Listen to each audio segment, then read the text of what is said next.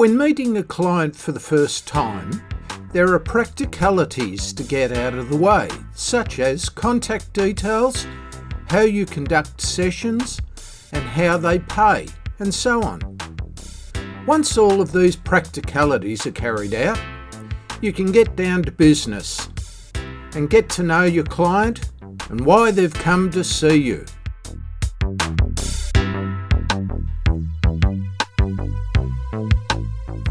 There are no set rules on how you conduct the initial interview. All life coaches have their own ideas. These initial interviews will also evolve as you develop as a life coach. You will consider what works well and what didn't work. The purpose of the initial interview is to get to know your client. So you want to do this the way that works best for you and the client. Some life coaches will make and use questionnaires, tests, and psychometric assessments in their initial interview. This can be a good way to get to know your client. However, be wary of relying totally on these tests, as you also need to get to know more about your client. Body language can be just as important as what's written down. A simple questionnaire can encourage the client to open up. At first, they might not wish to talk too much, but you may find they'll write something down. This can be a starting point for you to start talking to them. You said here that, and so on.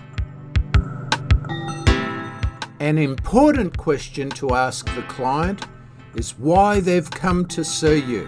You may already have discussed this briefly with the client over the phone or by email, but here you need to find out the detail. There may be many reasons why a client has come to see you.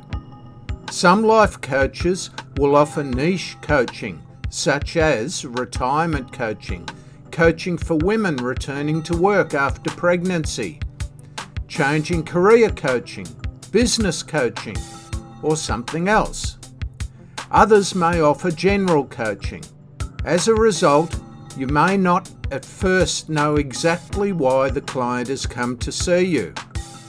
Also, they may have told you their problem initially on the phone, but here you can find out more, and if you dig a bit deeper, you might find out priorities are a little different to what came across over the phone.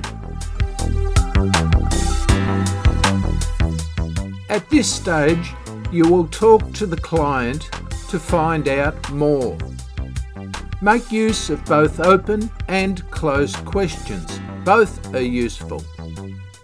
An open question allows them to talk more broadly, such as you might ask, "Tell me more about why you've come to see me today."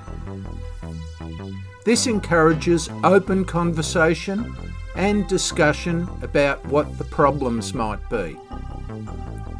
You might also want to clarify more exactly what you're going to help the person with, though.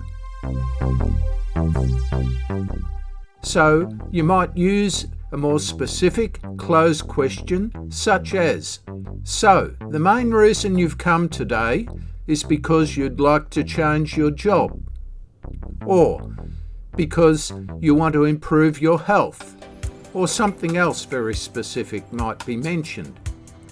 A closed question like this gets a specific and clear answer.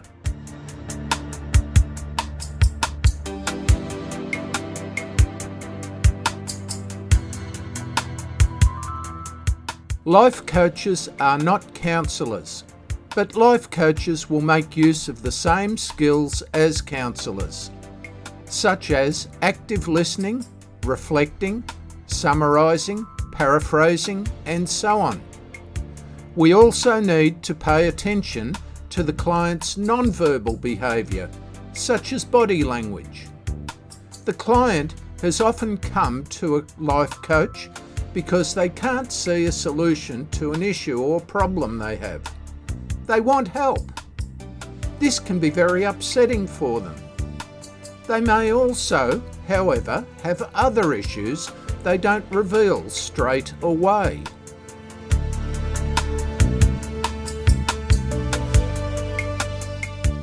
By looking at a person's non-verbal behaviour, we can also see how they're feeling about what they're saying. The words and the body language don't necessarily always match. We might ask a question, for instance, "So, apart from job change, is everything else okay?" The way the person reacts to this type of question can tell us that perhaps there's something else wrong that they want to discuss, that might be hesitant to discuss. So pay particular attention to what they say and how they say it.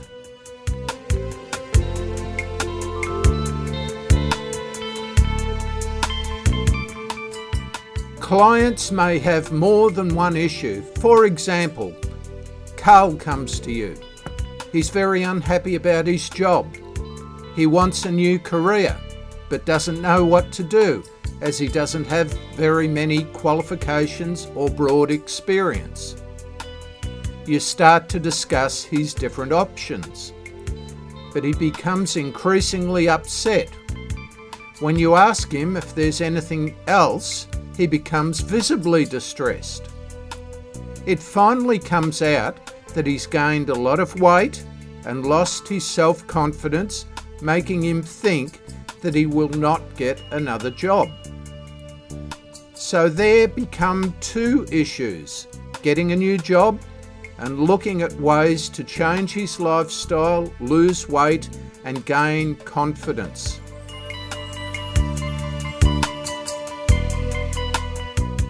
The initial interview is the hello.